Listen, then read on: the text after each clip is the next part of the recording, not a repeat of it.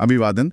आज हमारे सामने अर्थव्यवस्था से जुड़े कुछ दस्तावेज हैं, मतलब इकोनॉमी 1A2 के कुछ अंश, और हम कोशिश करेंगे इनमें छिपी बातों को समझने की। नमस्कार। हमारा इरादा कुछ बुनियादी लेकिन बहुत महत्वपूर्ण सवालों के जवाब ढूंढना है।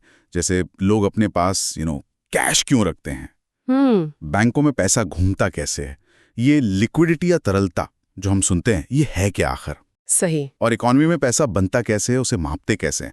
तो चलिए इन दस्तावेजों में जरा गहराई से उतरते हैं, देखते हैं क्या जानकारी मिलती है। हाँ बिल्कुल, ये विषय सुनने में शायद बेसिक लगे, पर किसी भी अर्थव्यवस्था के कामकाज को समझने के लिए इनकी समझ होना बहुत जरूरी है। हाँ, हम देखेंगे कि कैसे एक व्यक्ति का छोटा सा फैसला कि वो कितना कैश जेब में रखेगा, इससे लेकर पूरी बैंकिंग व्यवस्था और पैसा बनने की प्रक्रिया तक सब कुछ कैसे जुड़ा हुआ है। बैंक में क्यों नहीं डाल देते, कुछ नकद क्यों रखते हैं हाथ में। हमारे दस्तावेज में अर्थशास्त्री जॉन मेनार्ड कीन्स का जिक्र है, उनकी लिक्विडिटी प्रेफरेंस थ्योरी। हाँ, कीन्स की थ्योरी। उन्होंने 3 मुख्य कारण बताया। पहला है लेन देन का मकसद, ट्रांजैक्शन मोटिव, मतलब रोज के खर्चों के लिए दूध, सब्जी, किराया, पेट्रोल। हाँ, ये तो हम सब करते हैं। रोजमर्रा के छोटे मोटे खर्च तो कैश में ही होते हैं अक्सर। ये सबसे सीधा कारण है।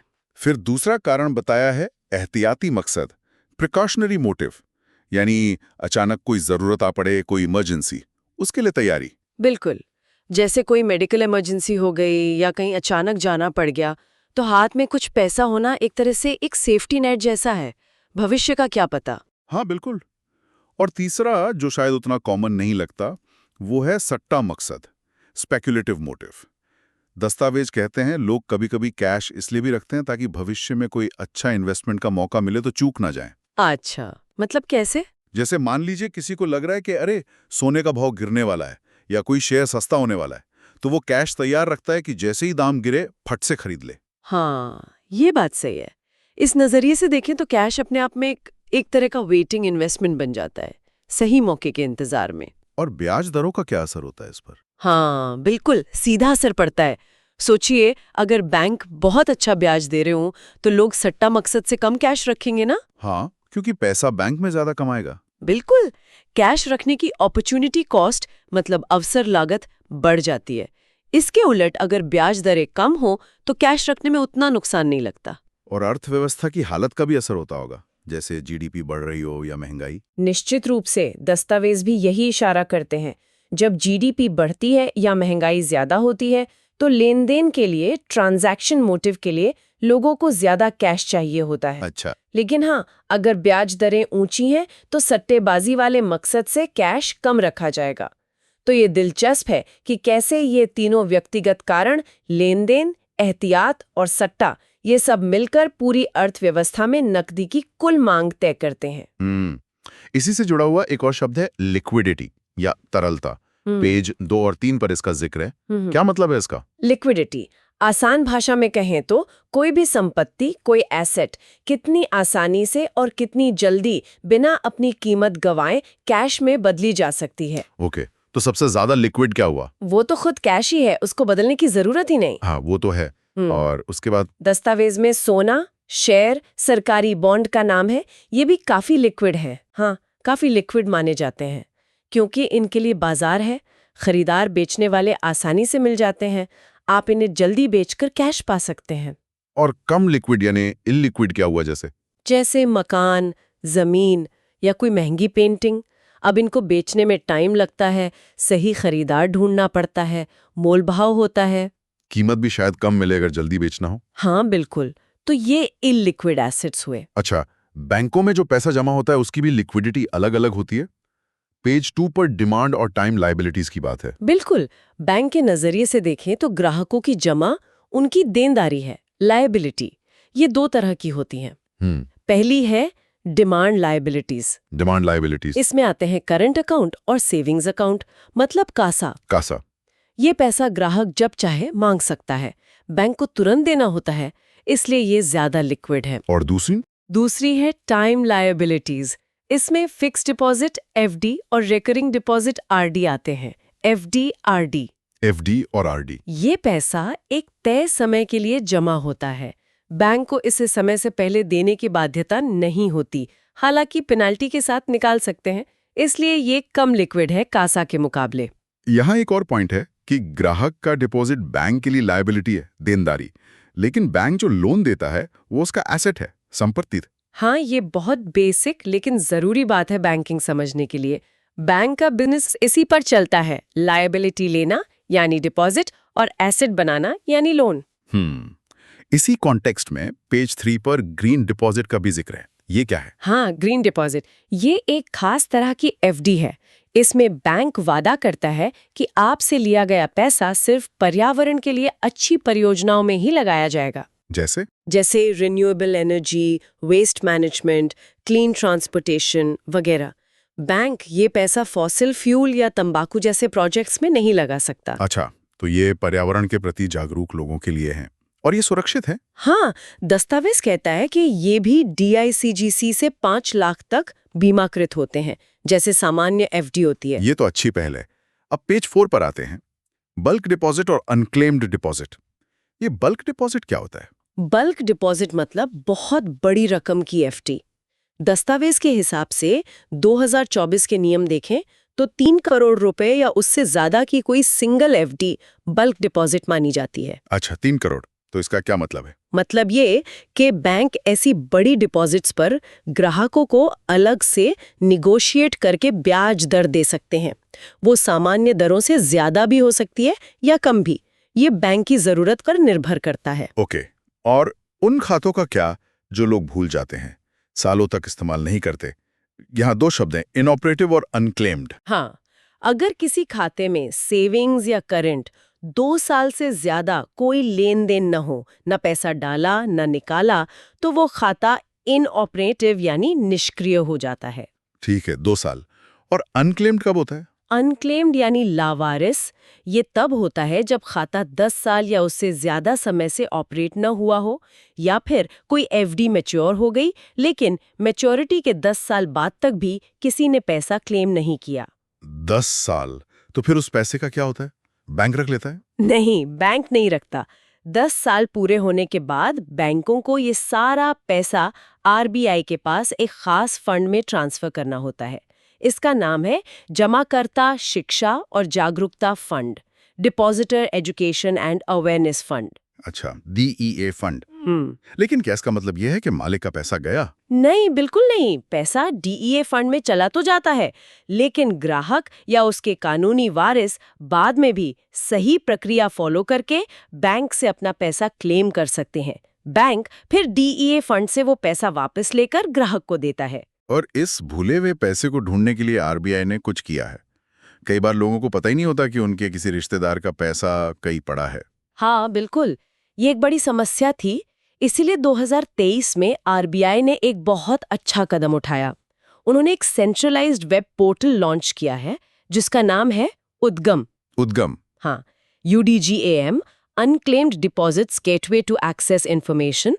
इस एक पोर्टल पर जाकर कोई भी व्यक्ति बस कुछ जानकारी डालकर कई सारे बैंकों में एक साथ सर्च कर सकता है कि कहीं उनके या उनके किसी परिवार वाले के नाम पर कोई अनक्लेम्ड डिपॉजिट तो नहीं पड़ा है। अरे वाह, ये तो बहुत ही उपयोगी है। मतलब अब अलग-अलग बैंकों में भटकना नहीं पड़ेगा। हाँ, इससे लोगों को अपना भूला हुआ पैसा ढूंढने में बहुत आसानी हो गई है। ये जानकारी तो बहुत काम की है। चलिए, अब एक बहुत ही दिलचस्प सवाल पर आते हैं। पेज 5 पर, बैंक पैसा बनाते कैसे हैं? ये सुनने में बड़ा अजीब लगता है। हाँ, ये बैंकिंग का शायद सबसे जादुई पहलू है। यहाँ 2 सिस्टम्स की तुलना की गई है समझाने के लिए। एक है फुल रिजर्व बैंकिंग।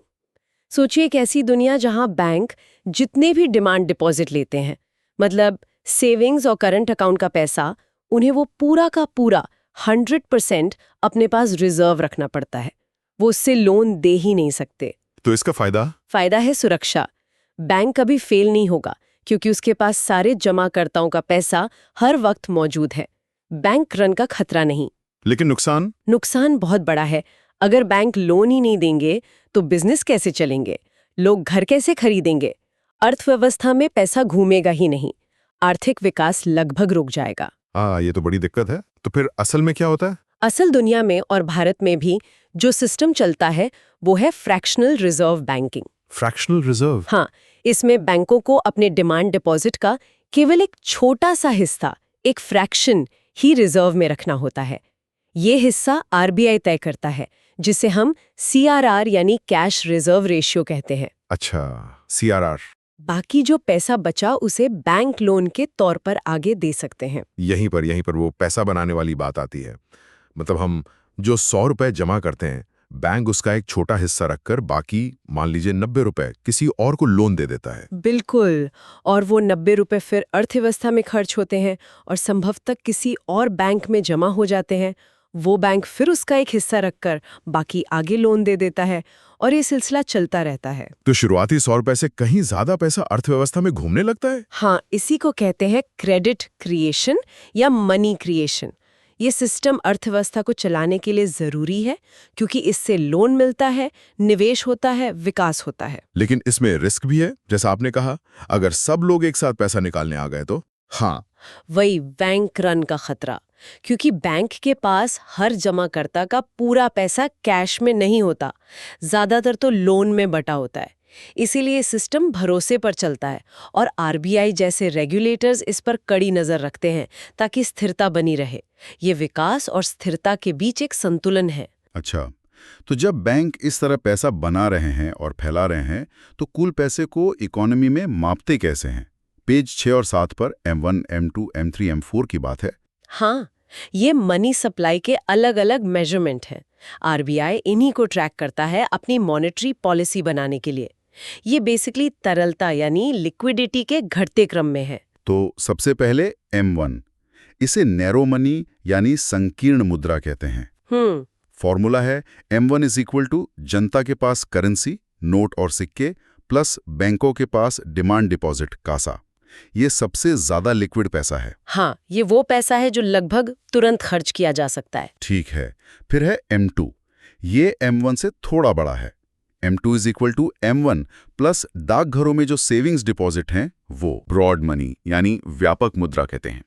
दस्तावेज कहते हैं कि भारत में मनी सप्लाई को मापने के लिए सबसे कॉमन यही है।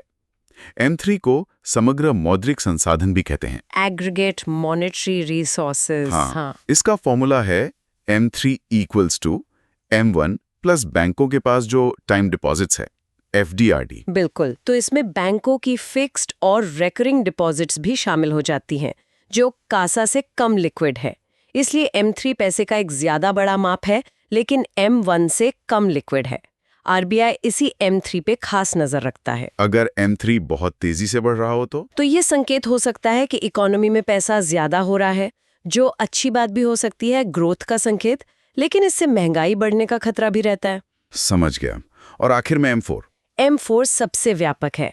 M4 is equals to M3 plus डाकघरों की सारी जमा, सिर्फ नेशनल सेविंग सर्टिफिकेट्स यानी NSC को छोड़कर। ओके, पेज 7 पर एक अच्छा उदाहरण दिया है M3 को समझने के लिए।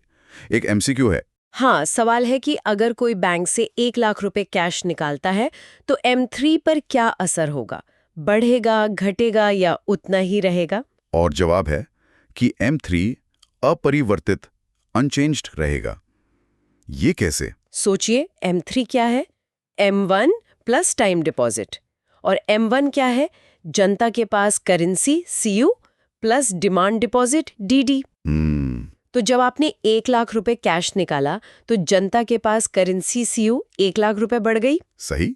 लेकिन आपके बैंक अकाउंट से डिमांड डिपॉजिट 1 लाख रुपए कम हो गई। हाँ, ये भी सही। तो M1 का एक हिस्सा प्लस 1 लाख बढ़ा और दूसरा हिस्सा माइनस 1 लाख कम हो गया।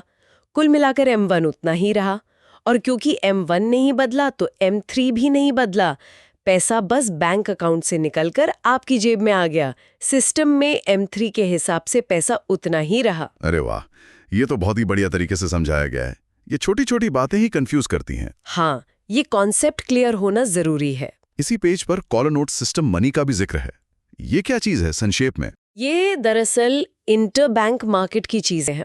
मतलब बैंक आपस में एक दूसरे को बहुत छोटी अवधि के लिए लोन लेते हैं ताकि अपने रोज की कैश जरूरतें पूरी कर सके। अच्छा, बैंक आपस में। हाँ, कॉल मनी मतलब सिर्फ 1 रात के लिए उधार, नोटिस मनी 2 से 14 दिन के लिए और टर्म मनी 14 दिन से 1 साल तक के लिए।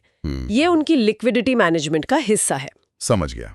चलिए अब आते हैं बैंकिंग के एक और बहुत ही महत्वपूर्ण कॉन्सेप्ट पर, money multiplier money multiplier MM, page 8, 9, 10 इसी के बारे में है। हाँ, मनी मल्टीप्लायर ये फ्रैक्शनल रिजर्व बैंकिंग का ही नतीजा है। ये दिखाते हैं कि कैसे बैंक में जमा किया गया थोड़ा सा पैसा सिस्टम में घूमकर कई गुना ज्यादा मनी सप्लाई बना देता है। बिल्कुल, ये दिखाता है कि बैंक सिर्फ पैसे के गार्डियन नहीं है, वो एक्टिवली पैसा बनाने की प्रक्रिया में शामिल है। ये काम कैसे करता है?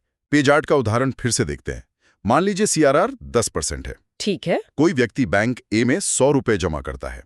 बैंक ए 10 रुपए CRR रखता है हाँ, 10%। और 90 रुपए का लोन दे देता है। अब ये लोन लेने वाला मान लीजिए ये 90 रुपए बैंक बी में जमा करता है। ओके। बैंक बी इस 90 रुपए का 10% यानी 9 रुपए CRR रखता है और 81 रुपए का लोन दे देता है। और ये साइकिल चलती रहती है। हाँ, ये सिलसिला चलता रहता है और दस्तावेज के मुताबिक ये 100 रुपए की शुरुआती जमा अंत में अर्थव्यवस्था में कुल 1000 रुपए तक की मनी सप्लाई M3 बना सकती है। यही है मल्टीप्लायर इफेक्ट। हाँ, इसका एक सिंपल फॉर्मूला भी है। सैद्धांतिक रूप से money multiplier MM is equals to 1 CRR। अच्छा, 1/CRR। हाँ, तो अगर CRR 10% है यानी 0.1, तो MM हुआ 10.1 इज इक्वल्स टू 10 गुना। 10 गुना। और अगर RBI CRR कम कर दे, मान लीजिए 4% कर दे 0.04, तो MM हो जाएगा 10.04 इज इक्वल्स टू 25 गुना। 25 गुना, मतलब CRR जितना कम मल्टीप्लायर उतना ज्यादा, बैंक उतना ज्यादा पैसा बना पाएंगे। बिल्कुल, CRR कम होने से बैंकों के पास लोन देने के लिए ज्यादा पैसा उपलब्ध होता है। लेकिन पेज 9 कहता है कि असलियत में मल्टीप्लायर शायद फॉर्मूले जितना नहीं होता, इससे कम होता है। क्यों? हाँ, क्योंकि असल दुनिया में कुछ लीकेज होती हैं। मतलब पैसा पूरी तरह से एक बैंक से दूसरे बैंक में नहीं जाता, कुछ पैसा सिस्टम से बाहर निकल जाता है। लीकेज? कैसी लीकेज? 2 मेन लीकेज हैं। पहली और सबसे बड़ी है लोगों की नकदी रखने की आदत, करेंसी ड्रेन या कैश होल्डिंग्स। मतलब जब लोगों को लोन मिलता है या उनकी इनकम आती है, तो वो सारा पैसा बैंक में जमा नहीं करते।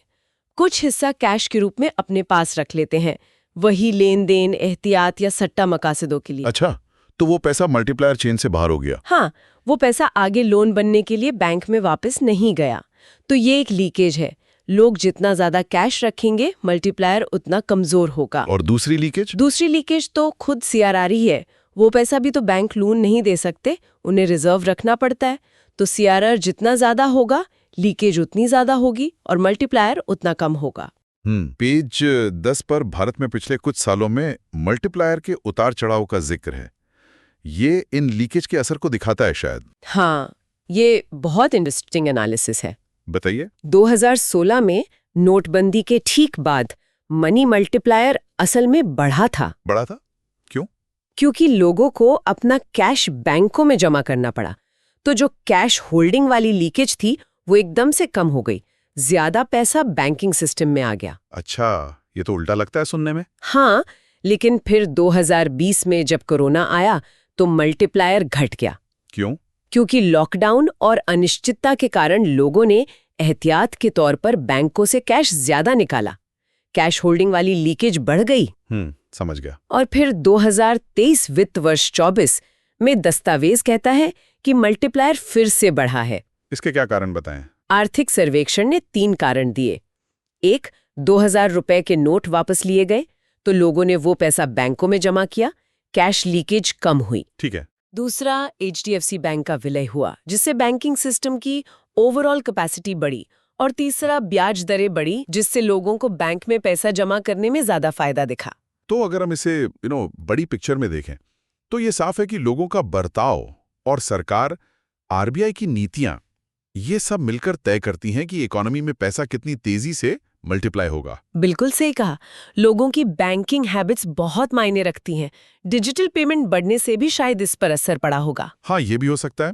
अच्छा, ये जो मनी मल्टीप्लायर है, ये जिस नींव पर खड़ा है वो है आधार मुद्रा, बेस मनी, M0।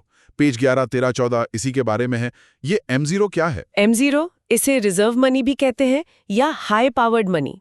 ये वो सबसे बुनियादी पैसा है जिसे सीधे सेंट्रल बैंक यानी हमारा RBI बनाता है। High powered money? हाँ, क्योंकि इसी M0 के आधार पर बैंक फ्रैक्शनल रिजर्व सिस्टम के जरिए कई गुना ज्यादा M3 बनाते हैं।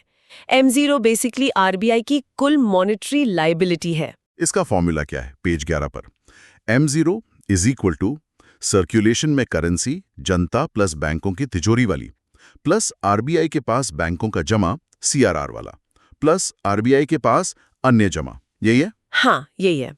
इसमें सर्कुलेशन वाली करेंसी में ध्यान रखना है कि जो कैश जनता के पास है और जो कैश बैंकों ने अपनी तिजोरी यानी वॉल्ट में रखा है, दोनों शामिल हैं। इसमें दो बातें थोड़ी कंफ्यूजिंग है। पहली, अगर सीआरआर बढ़ता है तो M0 बढ़ जाता है, ये कैसे? हमने तो अभी कहा सीआरआर बढ़ने से मल्टीप्लायर घटता है। हाँ, ये थोड़ा टेक्निकल है। देखिए, M0 के फॉर्मूले में आरबीआई के पास बैंकों का जमा एक हिस्सा है, सीआरआर इसी का पार्ट है। तो जब सीआरआर बढ़ता है तो ये वाला हिस्सा गणितीय रूप से बढ़ जाता है, जिससे M0 की वैल्यू बढ़ जाती है। अच्छा, ये सिर्फ फॉर्मूले की वजह से है? हाँ, लेकिन इसका असली असर जैसा हमने देखा मल्टीप्लायर यानी MM पर पड़ता है, जो घट जाता है। तो M0 बढ़ता है पर MM घटता है। M3 पर नेट असर आमतौर पर घटने का होता है। Okay okay. और दूसरी बात, अगर नेट फॉरेन एसेट्स NFA बढ़ते हैं तो M0 बढ़ता है, इसका क्या मतलब? डॉलर, यूरो वगैरह। जब बाहर से देश में डॉलर ज्यादा आते हैं तो रुपया मजबूत होने लगता है। आरबीआई अक्सर रुपए को बहुत ज्यादा मजबूत होने से रोकने के लिए मार्केट से डॉलर खरीद लेता है। ये खरीदे डॉलर आरबीआई के NFA बन जाते हैं। एसेट। बदले में आरबीआई डॉलर बेचने वाले को रुपए देता है। ये नए रुपए आरबीआई जारी करता है जो इकोनॉमी में आते हैं और M0 का हिस्सा बन जाते हैं। अच्छा, तो जब आरबीआई डॉलर खरीदता है तो रुपए छापता है एक तरह से, जिससे M0 बढ़ता है। बिल्कुल, विदेशी मुद्रा भंडार का बढ़ना भी M0 बढ़ने का एक बड़ा कारण होता है भारत में। तो ये M0, ये हाई पावर्ड मनी आरबीआई बनाता कैसे? क्या वो बस जब चाहे नोट छाप देता है? पेज 13 पर आरबीआई की बैलेंस शीट की बात है। नहीं, वो जब चाहे नहीं छाप सकता। आरबीआई एक बैलेंस शीट मेंटेन करता है, जैसे कोई कंपनी। उसका एक सिद्धांत है, आरबीआई कोई भी लायबिलिटी, देनदारी, जैसे कि करेंसी नोट जो M0 का हिस्सा है, तभी जारी कर सकता है जब उसके बदले में वो कोई एसेट, संपत्ति अपने पास रखे या खरीदे। लायबिलिटी के बदले एसेट। हाँ, आरबीआई की मुख्य संपत्तियां क्या हैं? सोना, विदेशी मुद्रा जैसे अमेरिकी सरकार के बॉन्ड्स और भारत सरकार की सिक्योरिटीज G-SECs। ठीक है। और आरबीआई की मुख्य देनदारियां क्या हैं? जो करेंसी उसने जारी की है, नोट और सिक्के जो आरबीआई जारी करता है, और बैंकों ने जो पैसा आरबीआई के पास जमा किया है, जैसे सीआरआर। दोनों तरफ का टोटल हमेशा बराबर होना चाहिए। तो जब आरबीआई मान लीजिए सरकार से G-SEC खरीदता है, तो वो सरकार को पेमेंट कैसे करता है? वो नए रुपए जारी करके पेमेंट करता है। इस प्रोसेस में क्या हुआ? G-SEC एसेट आरबीआई की बैलेंस शीट में आ गया और नए नोट लायबिलिटी M0 का हिस्सा इकोनॉमी में चले गए। बैलेंस शीट बराबर रही और M0 बढ़ गया। पेज 14 पर यही लिखा है कि एसेट सोना, विदेशी मुद्रा G-SEC आरबीआई की तिजोरी में जाता है। हाँ, और लायबिलिटी नोट, जिस पर गवर्नर का वचन होता है, दुनिया में जाती है। बिल्कुल, वो नोट पर लिखा वचन ही आरबीआई की लायबिलिटी है। लेकिन इसमें एक छोटा सा पेच है, सारे सिक्के और ₹1 का नोट। हाँ, ये एक एक्सेप्शन है। भारत में सभी सिक्के और ₹1 का नोट भारत सरकार का वित्त मंत्रालय जारी करता है। ये सरकार की लायबिलिटी है, आरबीआई की नहीं। आरबीआई सिर्फ उन्हें बांटने का काम करता है, एजेंट के तौर पे। अच्छा, ये नहीं पता था। तो 2 और उससे बड़े नोट ही आरबीआई की लायबिलिटी हैं। हाँ, ये क्लियर हो गया। अब आते हैं पेज 15 पर, FRBM एक्ट। इसका पैसे बनाने से क्या कनेक्शन है? FRBM एक्ट यानी fiscal responsibility and budget management act 2003। ये बहुत ज़रूरी कानून है। इसका कनेक्शन है उस खतरे से जिसे कहते हैं घाटे का मुद्रीकरण, मोनेटाइजिंग द डेफिसिट। घाटे का मुद्रीकरण। हाँ, सोचिए सरकार का खर्चा उसकी कमाई से बहुत ज्यादा है, यानी बड़ा फिस्कल डेफिसिट है। अब सरकार को पैसा चाहिए। सबसे आसान तरीका क्या है? वो आरबीआई को बोले कि भाई नए नोट छापकर हमें दे दो ताकि हम अपना बिल चुका सके। मतलब आरबीआई सीधे सरकार के घाटे को फाइनेंस कर दे, नोट छापकर। बिल्कुल, अगर ये होने लगे तो सरकार को खर्च पर लगाम लगाने की जरूरत ही महसूस नहीं होगी। वो बस आरबीआई से नोट छपाती रहेगी। नतीजा भयंकर महंगाई, जैसा शायद जिम्बाब्वे या वेनेजुएला में हुआ। एग्जैक्टली। इसी खतरे को रोकने के लिए FRBM एक्ट लाया गया। ये एक्ट करता क्या है? ये एक्ट आरबीआई को प्राइमरी मार्केट में सीधे सरकार से सरकारी बॉन्ड G-SECs खरीदने से रोकता है। प्राइमरी मार्केट मतलब? जब सरकार पहली बार नए बॉन्ड जारी करती है उधार लेने के लिए, एफआरबीएम कहता है कि आरबीआई सीधे सरकार से ये नए बॉन्ड खरीद कर उसे पैसा नहीं दे सकता। ये सरकार और आरबीआई के बीच एक दीवार खड़ी करता है। तो फिर आरबीआई G-SECs खरीदता कैसे? उसकी बैलेंस शीट पर तो होते हैं G-SECs। वो खरीद सकता है, लेकिन सेकेंडरी मार्केट से। Secondary market? हाँ, मतलब उन बैंकों, इंश्योरेंस कंपनियों, म्यूचुअल फंड्स वगैरह से जिन्होंने पहले सरकार से प्राइमरी मार्केट में बॉन्ड खरीदे थे। आरबीआई जब सेकेंडरी मार्केट में G-SECs खरीदता या बेचता है तो उसे ओपन मार्केट ऑपरेशंस OMO कहते हैं। यह आरबीआई की मॉनेटरी पॉलिसी का हिस्सा है, न कि सरकार को सीधे फाइनेंस करने का तरीका। अच्छा, तो एफआरबीएम सरकार को मजबूर करता है कि वो अपने घाटे के लिए आरबीआई पर निर्भर न रहे, बल्कि बाजार से उधार ले और अपने खर्च पर अनुशासन रखे। हाँ, इसका मकसद यही है, राजकोषीय अनुशासन और मौद्रिक स्थिरता। हालांकि एक्ट में कुछ विशेष परिस्थितियों में छूट का प्रावधान भी है, लेकिन सामान्य नियम यही है। ये दिखाता है कि फिस्कल पॉलिसी सरकार और मॉनेटरी पॉलिसी आरबीआई के बीच तालमेल कितना जरूरी है। ये तो बहुत महत्वपूर्ण जानकारी है। अब अंत में पेज 16 और 17 पर दो कॉन्सेप्ट्स और हैं। एक है सर्कुलेशन में करेंसी और दूसरा पैसे का वेग। हाँ, सर्कुलेशन में करेंसी इन सर्कुलेशन तो काफी सीधा है। ये बस ये मापता है कि किसी समय पर जनता और बैंकों के पास कुल कितनी नकदी है। दस्तावेज में 2021 और 2022 के ट्रेंड्स का जिक्र है। हाँ, कि 2021 में घटी थी, शायद कोरोना कम होने पर लोग बैंकों में पैसा वापस डालने लगे, और 2022 में रूस यूक्रेन युद्ध के समय अनिश्चितता में बढ़ गई। ये एहतियाती मांग को दिखाता है। और दूसरा है पैसे के सर्कुलेशन का वेग, वेलोसिटी ऑफ मनी सर्कुलेशन। ये क्या बला है? वेलोसिटी, ये एक बहुत ही इंटरेस्टिंग कॉन्सेप्ट है। ये मापता है कि एक तय पीरियड में, जैसे एक साल में, पैसे की एक यूनिट, जैसे 100 रुपए का नोट, औसतन कितनी बार हाथ बदलती है, मतलब लेन देन में इस्तेमाल होती है। कितनी बार हाथ बदलती है? उदाहरण? मान लीजिए आपने 100 रुपए के नोट से एक किताब खरीदी। पहला लेन देन, किताब वाले ने उसी 100 रुपए से सब्जी खरीदी। दूसरा लेन देन, सब्जी वाले ने उसी 100 रुपए से अपने बच्चे की फीस भरी। तीसरा लेन देन, तो एक ही 100 रुपए के नोट ने 300 रुपए का काम कर दिया। बिल्कुल। तो यहाँ उस 100 रुपए के नोट की वेलोसिटी 3 हुई। ये दिखाता है कि पैसा इकोनॉमी में कितनी तेजी से घूम रहा है। और ये वेलोसिटी किन चीजों पर निर्भर करती है? पेज 17 पर कुछ फैक्टर्स हैं। हाँ, वेलोसिटी ज्यादा कब होगी?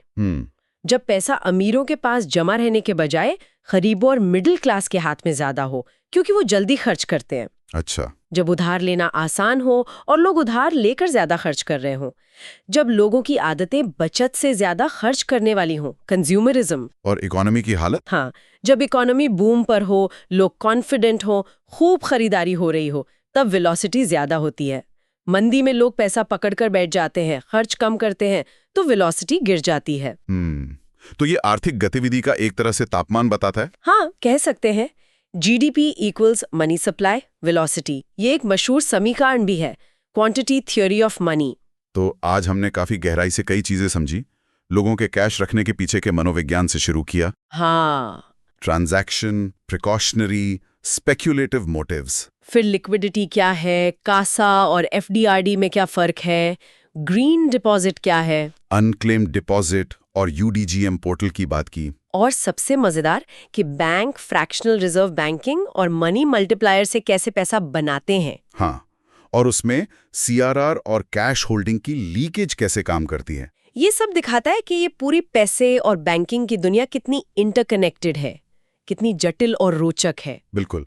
फिर हमने M0, M1, M3 जैसे मनी सप्लाई के मेजरमेंट देखे, समझा कि M0 कैसे बनता है RBI की बैलेंस शीट से, और FRBM एक्ट कैसे सरकार और RBI के बीच एक अनुशासन लाता है। हाँ, और अंत में वेलोसिटी ऑफ मनी। ये सब मिलकर अर्थव्यवस्था की एक तस्वीर बनाते हैं। ये वाकई एक बहुत जानकारी भरी और मुझे कहना होगा काफी दिलचस्प चर्चा रही। हाँ, बिल्कुल। समाप्त करने से पहले एक सवाल छोड़ जाते हैं सोचने के लिए। जरूर। आज हम डिजिटल पेमेंट्स के युग में हैं। UPI है, वॉलेट्स हैं, और अब तो central bank digital currency CBDC की भी बात हो रही है। ई-रूपी आ रहा है। सही बात है। तो सवाल ये है कि नई तकनीकों के आने से ये जो पारंपरिक कॉन्सेप्ट्स हमने आज डिस्कस किए, जैसे लिक्विडिटी की परिभाषा, लोगों की कैश रखने की आदत, लिक्विडिटी प्रेफरेंस, मनी मल्टीप्लायर का प्रोसेस जो कैश और बैंक डिपॉजिट पर आधारित है, पैसे की वेलोसिटी, ये सब भविष्य में कैसे बदलेंगे? क्या ये अप्रासंगिक हो जाएंगे या इनका रूप बदल जाएगा? हाँ, यही सवाल है। ये इन दस्तावेजों में सीखी गई बातों पर ही आधारित है, लेकिन हमें भविष्य की तरफ सोचने पर मजबूर करता है। डिजिटल दुनिया में पैसे का रूप और काम शायद बहुत अलग हो। ये वाकई सोचने वाली बात है। इसका जवाब शायद हमें आने वाले कुछ सालों में मिलेगा।